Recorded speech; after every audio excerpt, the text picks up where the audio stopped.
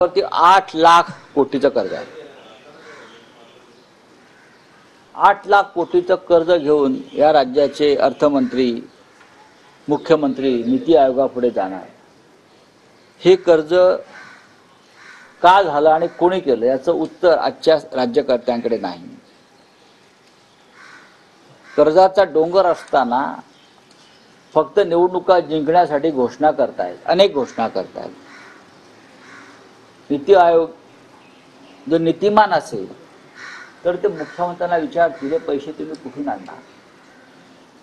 निवडणुका जिंकण्यासाठी सरकारी तिजोरीचा वापर ज्या पद्धतीने होतो आहे, गेल्या 2.5 वर्षांमध्ये आणि त्याच्या आधी आमदार आणि खासदार विकत घेण्यासाठी आमची शिवसेना, त्यातून नगरसेवकांपासून अनेक पदाधिकारी विकत घेण्यापर्यंत एकनाथ शिंदे यांच्या पक्षानं, त्यांच्या गटानं किमान 3 ते 4 हजार कोटी रुपये खर्च केले।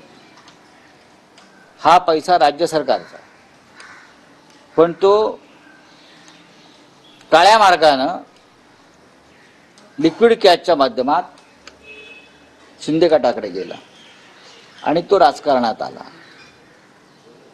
भ्रष्टाचाराची गंगा ही कशी वाहते महाराष्ट्रात त्याचं उत्तम उदाहरण आहे।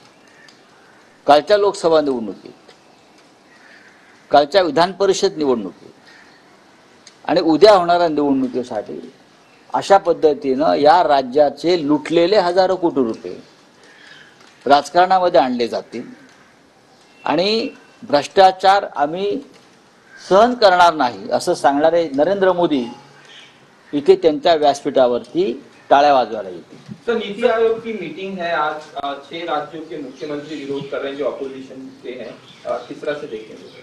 देखिए, नीति आयोग के आज के बैठक में इंडिया ग्रुप के मुख्यमंत्री नहीं जाएंगे, ये लगभग तय हो गया है।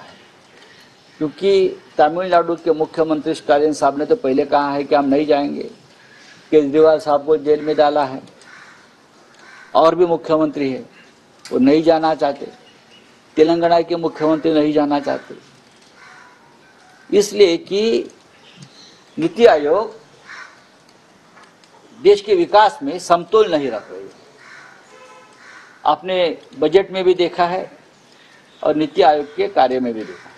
सर, आज उद्धव ठाकरे का जन्मदिन है सर, हिंदी में सर आप बताइए। आप सर, उद्धव ठाकरे का जन्मदिन है, आपने 2 व्यापारियों की बात की, औरंगजेब फैन क्लब की बात की और भावी मुख्यमंत्री के पोस्टर लगे हुए हैं उद्धव ठाकरे जी के। क्या कहना? देखिए, उद्धव ठाकरे जी ने इस राज्य का नेतृत्व किया है बतौर